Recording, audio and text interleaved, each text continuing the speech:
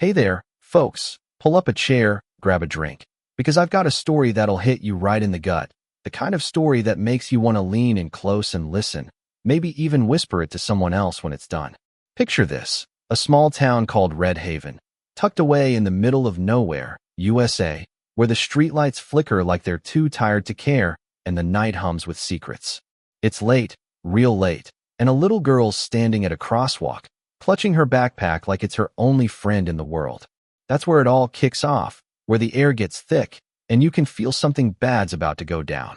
Her name's Ellie Harper, 10 years old, with these big hazel eyes that see too much for a kid her age. She's waiting to cross Main Street, her sneakers scuffing the pavement, her breath fogging in the chilly air. Red Haven's got this split personality. Mornings are all church bells and coffee brewing, kids riding bikes, neighbors waving like they mean it. But nights? Nights are when the town holds its breath, especially when the low rumble of motorcycles cuts through the quiet. Ellie's dad, Jack Harper, runs the Black Wolves MC, a crew the town loves to hate, calls M trouble, criminals, you name it. But to Ellie, he's just dad, the guy who taught her how to tie her shoes and ride on the back of his chopper, wind whipping her hair, laughing like nothing could ever hurt them.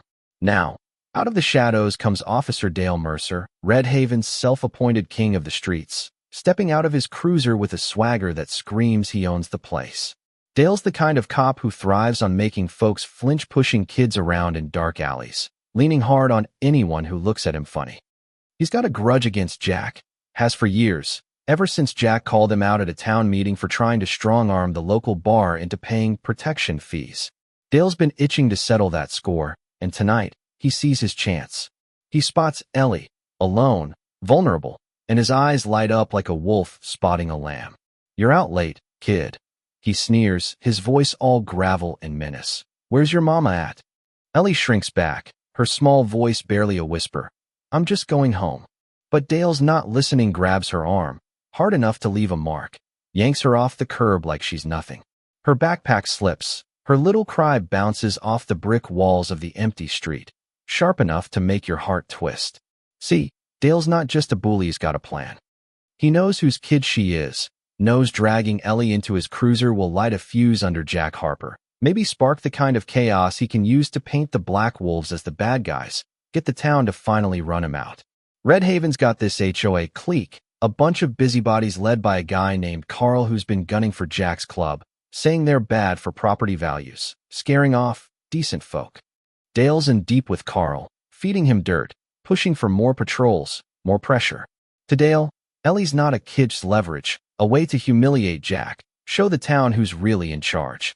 Across town, in a smoky clubhouse where the Black Wolves gather, Jack's leaning back in a chair, a beer in his hand, laughing with his crew guys like Tommy, his right-hand man, with a beard like a Viking and a heart just as fierce. The jukebox is playing some old Skinnerd, the air's thick with cigarette smoke, but something makes Jack pause, like a tug deep in his chest. Call it a dad's instinct, honed from years of bar fights and late-night rides, but he knows something's off. His phone buzzes, screen cracked, but glowing with Tommy's name. "Boss." Tommy's voice is tight, urgent. "It's Ellie. Cops got her, down on Main." The room freeze, slaughter dies. Bottles hit the table, chairs scrape back. Jack's eyes go dark, like a storm rolling in, and he's on his feet, leather vest creaking, patches stitched with years of loyalty and blood. "Mount up," he says, and it's not a request, it's a call to war. Engines roar to life outside, shaking the windows, waking the night. Back on Main Street, Ellie's in the back of Dale's cruiser, her small hands pressed against the glass, heart pounding like a trapped bird. She's trying to be brave, like her dad taught her, but fear's creeping in, cold and heavy. Dale's in the driver's seat, smirking in the rear view, tossing out taunts like, "Your daddy's gonna love this. Kide thinks he runs this town, but he's about to learn." Ellie flinches but doesn't break, her eyes fixed on the horizon where headlights are starting to glow, faint but growing closer. She whispers, "Dad." So soft it's almost lost, but it's like the street itself hears her, leaning in, waiting. Dale wanted this showdown, dreamed of Itham against Jack, the cop versus the outlaw, proving who's top dog. But he's miscalculated, bad. Those headlights aren't just Karsteria, a convoy of Harleys, 20 strong, led by Jack, his bike gleaming under the streetlights, face carved from shadow and fury. The bikes swarm in, boxing the cruiser, engines snarling like a pack of wolves. Dale slams the brakes, tires squealing, and steps out, trying to look tough, hand twitching near his holster. "You think that vest scares me, Harper?" he barks, but his voice cracks, just a little. Jack dismounts, boots hitting pavement like thunder, and the air gets heavy, like the whole town's holding its breath. "Open the door, Dale," Jack says, low, steady, every word carrying the weight of a loaded gun. Ellie's pounding on the window now, her small voice breaking through. "Dad." Dale laughs, sharp and mean. "She's just a kid breaking curfew. Harper doing my job." Tommy, riding shotgun in the pack, growls from the line. "Your job's bruising kids now?" The bikes rev, a chorus of defiance, and Dale's smirk falters. He pulls his baton, snaps it against the cruiser with a crack that sends sparks flying, trying to show he's still in control. "You're not above the law, Harper," he spits, stepping closer, but Jack doesn't flinch, doesn't raise a fist. "I don't need to be above it," Jack says, soft as a blade. "I just need my daughter safe." The words land hard, and for a second, Dale's eyes flicker with doubt. Then Ellie's cry cuts through again, "Daddy," and it's like a match to gasoline. Jack's jaw clenches, his voice drops to a growl. "Last chance." Dale let her go. Dale swings the baton, aiming for Jack's head, but Jack sidesteps, smooth as a shadow, letting it whistle through empty air. The baton clatters to the ground, and Dale, red-faced, charges again, this time slamming it against the cruiser's rear window, inches from Ellie's face. The glass cracks, her scream rips through the night, and you can feel the air shift, like a storm about to break. Jack raises a hand not to strike, but to command. "Tommy, get her out," he says, and Tommy moves fast, shoving past Dale, who's starting to look like a cornered dog.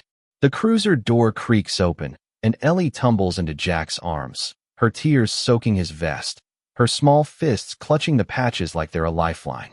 "You're safe, baby girl," Jack whispers, voice shaking but hands steady as steel.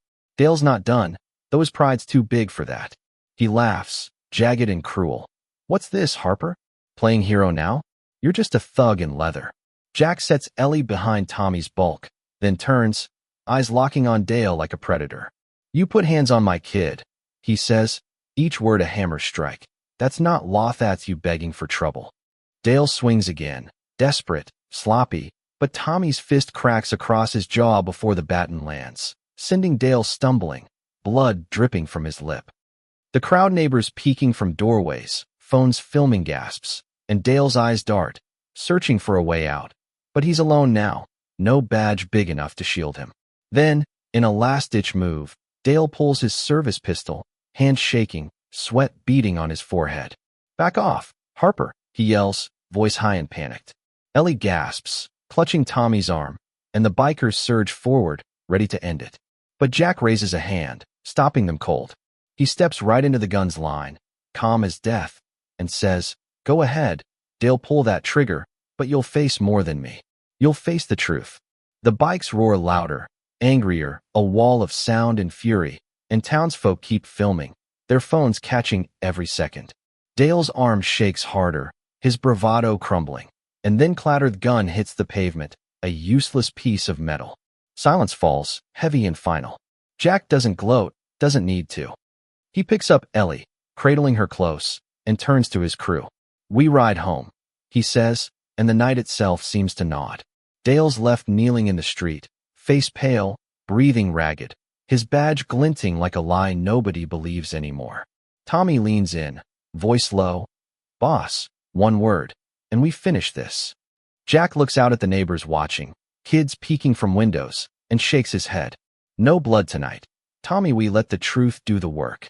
The black wolves peel off, escorting families home, their engines a promise of safety where sirens used to fail. By morning, Red Haven's buzzing those videos hit the internet, showing Dale's cruelty, Jack's restraint. Headlines don't call the wolves criminals anymore, they call them guardians.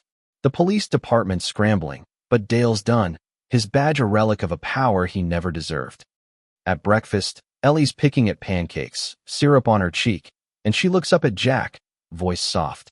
Dad, well, folks always hate us.